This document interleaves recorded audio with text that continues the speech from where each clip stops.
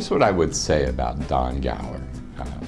First of all, I would tell everyone in the room, shh, because he's so soft-spoken, he's so quiet, yet he's such a strong leader.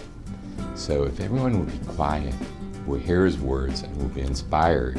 We met essentially as both CEOs of organizations that are supported through the United Way. And when I met Don in that setting, we immediately resonated both philosophically as well as programmatically. Don's instincts as an organizer really kind of connected with my passion for organizing, and he and I have been closely bonded as friends and colleagues over these many years. Well, I actually didn't start in the human service field. I got out of the Army in 1971 and I couldn't get a job. So I got a job as an aide at Woodville State Hospital. And after working there for a while, I went back to college. And what really inspired me was the teachers I had at School of Social Work at Pitt. Because they really gave me, I had no background in social work at all. And they really gave me a vision of something really wonderful to do. You know, considering that he came out of a background of being in artillery, in the military and artillery, I mean, you know, his ability to take shots from funders and from others and kind of roll with the punches, but always seemingly staying one step ahead. We always talk about these leaders who are visionary and then people who are practical. And Don's one of the few executives that really kind of combines that. He has this practicality about his work. It's very applied. Our students say, wow, you know, he really teaches from such an application. Yet he's visionary. So when these things come, I always see Don being one step ahead and seeing the big picture, but being able to deal with the trees. He sees the forest, but he also sees the trees and works effectively in both. Not many people can combine that. Don has a clear sense of mission of wanting to help the disadvantaged, the disabled, the disenfranchised. He has a lot of flexibility. He's willing to change things as changing needs change. A lot of people just stick to the kind of things they've always offered and think that's good enough. And Don always had the courage to look and say, what else can we do here? Oh, there's a whole dictionary full of words that can describe Don. Don is innovative, he's creative. I should back up and say that he is the ultimate clinician, no matter what function or role he is currently playing. First and foremost, he is concerned about the consumers of service. Don is also a realist, he's a pragmatist. He looks at today's organizations and sees what's happening in terms of funding and the need to make sure that there are agencies and organizations that provide services across the spectrum of consumers. As director of the Family Services of Western Pennsylvania, Don's reach has been incredible. He has advocated tirelessly for families, for children, for folks who find themselves in devalued situations.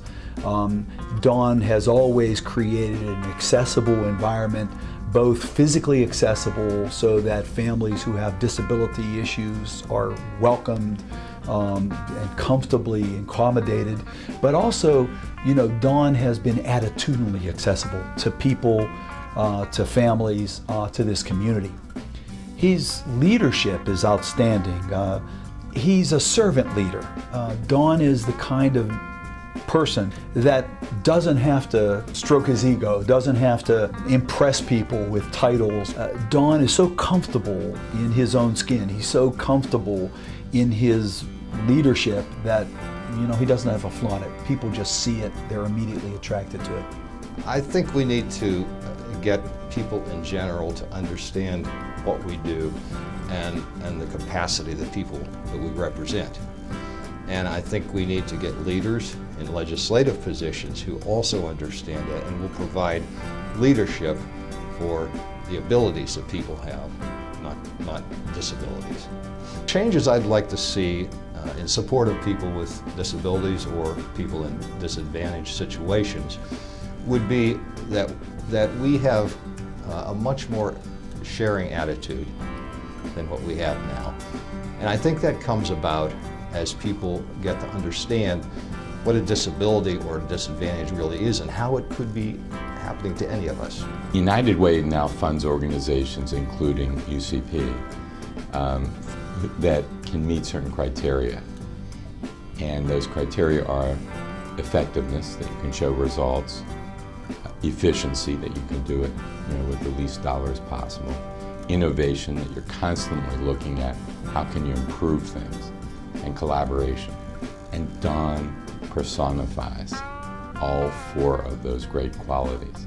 Just seeing the way he's inspired the next generation of leadership, the way he cultivates and grows people has been really important. So he's been doing that through his teaching, he's been doing that through the workshops and the training that I've been really fortunate to collaborate with him on. But it's also just the way he takes people under his wings to kind of grow new leadership and inspires other people to step into the scary leadership role of running these organizations that we do. The things that made the most effect and gave me the most advantage were people who mentored me. And there were 2 people who were significant. The first guy who hired me at that state hospital for my first job in this field had faith in me. I had no background. There was no reason for him to hire me, but he had faith in me and he hired me. And the next person was my mentor for almost 20 years. And instead of telling me what to do, he let me see what he did. And I learned so much from his style. He was a person with a physical disability. He was a racial minority in a community that was mainly white. And he showed me how you face challenges, but you still prevail. And I'll never be as good as he was, but I think of him as I try to do my job.